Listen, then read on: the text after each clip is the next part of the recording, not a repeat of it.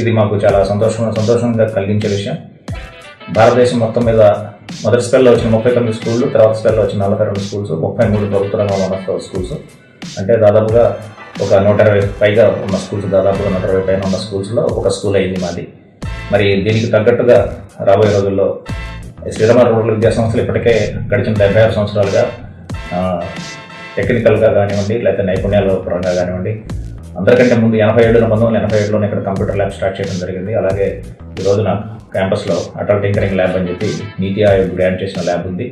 దాంట్లో robotics, drones, 3D printing, scratch coding లాంటి అత్యంత ఆధునికమైన విషయాలు పిల్లలకు నేర్పిస్తున్నాం. అలాగే అనేక కాంపిటీషన్స్ గెలుస్తున్నాం. సో అంటే మన పిల్లలందరినీ ఆల్రౌండర్స్, మనం ఒక వ్యక్తిత్వాన్ని నిర్మించాలి, హోలిస్టిక్ డెవలప్మెంట్ ఉండాలనే ఉద్దేశంతో ఒక 20% శారీరక దారుఢ్యానికి పనికొచ్చే ఎన్సీసీ లేదా స్పోర్ట్స్ ఇటువంటి కార్యక్రమాలు, ఒక 20% co-curricular activities like robotics, drones మరి ఇటువంటి ఇత్యాది కార్యక్రమాలు, అలాగే ఒక 60% అకాడమిక్స్. అలాగే ప్రతిరోజు న్యూస్ పేపర్ చదవడం, ప్రతిరోజు ఆటలు ఆడటం, ప్రతిరోజు ఏదో ఒక క్రియేటివ్గా వర్క్ చేయడం, ఇవన్నీ కూడా మన పిల్లలకు నేర్పిస్తాం.